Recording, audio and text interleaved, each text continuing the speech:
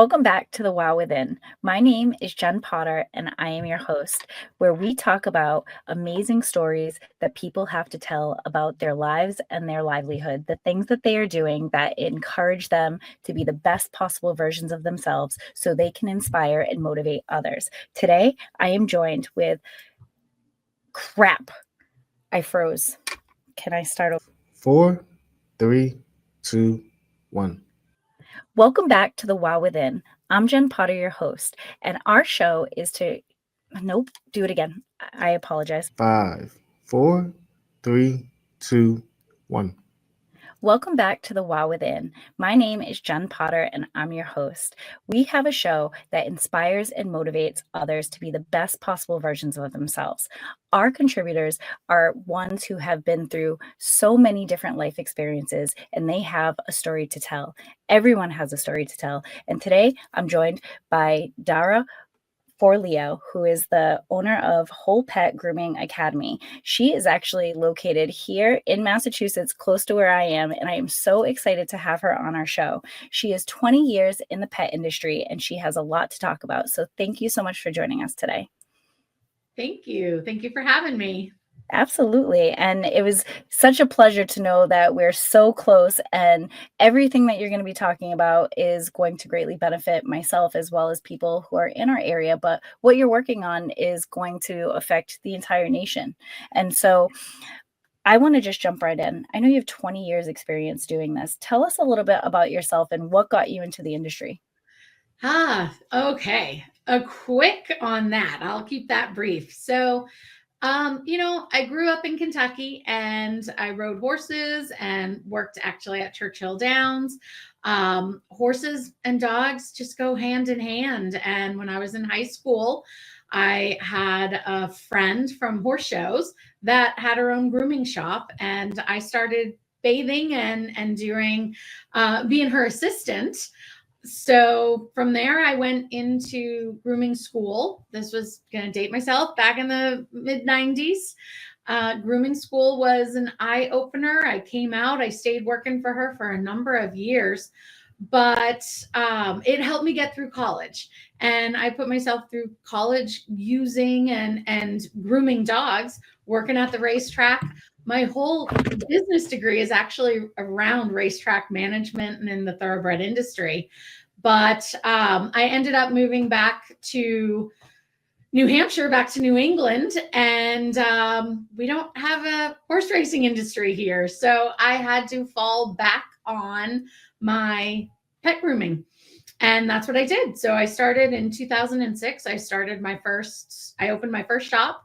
I have opened and sold 4 other shops since. And Wow. now we have a online grooming school that is centric around formal education and continuing education for pet industry professionals, not just dog groomers, but pet groomers, cat groomers, anybody who works in the pet industry. We have education for them. Which is so amazing. And because, when we were talking before the show, you were talking about how that this is one of the biggest industries that's not regulated, correct? And Right. and so with that, I'm sure that pet grooming can become very risky for someone that doesn't know what they're doing. Like so you're telling me, right, based off of what I know with no licenses and businesses, if I decided tomorrow I could start a pet grooming company and it's not regulated, Correct. even though I have no idea what I'm doing. Correct. That is scary. That So is that is terrifying, right? Yes. So I'm like, well, It I like to is. start businesses, but Yep. but I'm sure that there are a lot of things that go into that a lot of people don't know about. And so, with that topic and that thought process, what are some of the risks that there are in this industry, and what are some things that we can do to prevent them?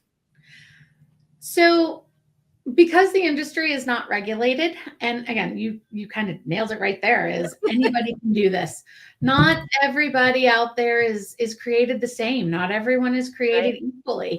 And you have an industry that's been growing steadily since the 70s, and people really just started having their pets groomed in the 80s. I think a lot of the pop-up shops started really the late 70s, early 80s. And you have a lot of those shops that are still around today and still doing things. And my dogs are getting ready to start barking. So I'm just going to warn. That's all part of the process, right? This is what you do for a living. So, I mean, if a dog is going to bark, I mean, that was going to be my warning before, but you get a pass today. But yeah, so, you know, there's a lot of traditional groomers out there, and those traditional groomers have been doing things the same way since the day they opened. And then you've got a kind of these influencer groomers that are out there that are in the middle. And then you've got your higher education groomers here that are kind of on our end of things that we're a little different. We operate differently. We think differently. We do things differently. So finding which type of groomer is right for you is really making sure you're asking the right questions. Again, not everybody is created equally. So what are you looking for? From our side of things, I know people do price check a lot, and price checking and calling around and trying to find the best deal for the best price or find the cheapest. It's not good. It's not good. And I don't recommend it. Not because I'm trying to say go that the most expensive is always the best, but you get what you pay for, right? So you kind of got to look at things into perspective and look at those shops and ask why are they cheaper? What's going on? That's a great question, right? Because you're like, are you doing it just so you get the business, or are you doing it because you're not experienced? And so I'm sure that there are a lot of, I mean, obviously there's a lot of improperly trained people. It doesn't come natural to a lot of individuals, but that are in the business. So if I'm looking at prices and I have to say, okay, I have to take pricing off the table, right? Mm-hmm. So that can't be a decider. Pricing can't be a decider. But what are some questions? Like, what are some, if I was to make a phone call to ask about, you know, is this right for my dog? What's a general first question that I should be looking for, like as a red flag, or, you know, something? I would say, that was perfect. Yeah. Definitely one thing to do is, I don't necessarily think I would pick up the phone and call. I'd show up. I'd go to the shop first, because the best thing you can do is what you see is what you get, and you're going to know what's going on. And if you walk in and they're like friendly and open and bubbly and come on in, take a tour, you know, oh my goodness, I'm sorry. That's okay. So going in and seeing, or if you want to call, ask for a good time to come and visit and meet them, because that's going to give you that foot in the door. And go see before you even walk in, because you know what, you don't know. And if you call and ask that price and schedule an appointment and then get there, and then all of a sudden now you're having red flag signals walking in. Do you want to be walking in with red flag signals going all over, and your dog is a vibrating ball of energy that's like, what's wrong with you? Why are we here? And now you're nervous and they're nervous, and it just makes for a really bad experience. Go first without your dog. Introduce yourself, meet the groomers, and look at their lobby area. Do they have certificates on the wall from continuing education? Do they have trophies from if they've been a competition groomer and ribbons? Or are they show groomers, and have they done show dogs in the past? You can tell so much by the lobby. I just learned so much just now. I didn't know that there was such thing as competition groomers. So that's a thing? Yes, that's a thing. Yes, we at our trade shows, there are competition groomers, and we do have Groom Team USA. So it is a very cool industry. It really is. That there are amazing groomers out there, but you got to find them, and you got to sift through the ones that you got to find. It's hard to find that, right? And you know, I think for me that indication, you know, is when I bring my dog there, are they trying to get out the door? Or are they trying to stay? And so with the groomer that we have now, when I bring our dog, it's also the same place that we board. When she gets there, she gets so excited. She's like, Yeah. oh my God, I can't wait to see my friends. I love all of these people. And so like when she goes up to the groomer and she's super happy, I know that that is the Yes. best choice that I made. You know, I've gone to some bigger box stores that have grooming kind of Yep. entailed with everything. And that's where I've had some tougher experiences, because Right. even with these bigger box stores, are they certified? Do they have certification programs? No, That's crazy. no, That's they have on the job training programs. okay. They do have And on the job training programs. So there's not anything there in place for them, but it's a different education level.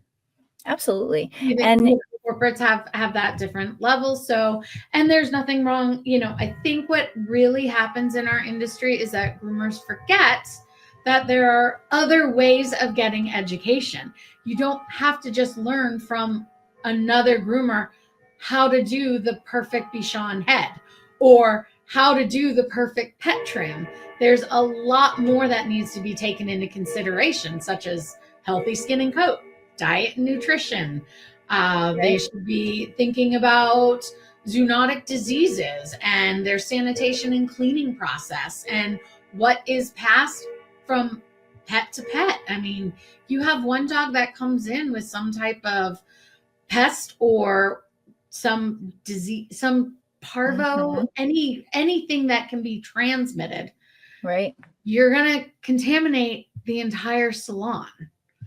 And And that's not having important. good cleaning processes and cleaning protocols and keeping your equipment safe and clean.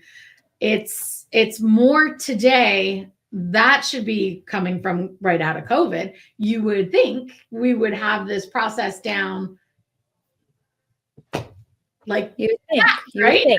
right? But that's not necessarily the case. And before we wrap up this segment, there was something interesting that you said to me, and it has to go with, you know, these groomers that aren't necessarily taking care of the animals the way that they should be. And maybe some unfortunate events do happen with very educated people as well. But you gave me a statistic.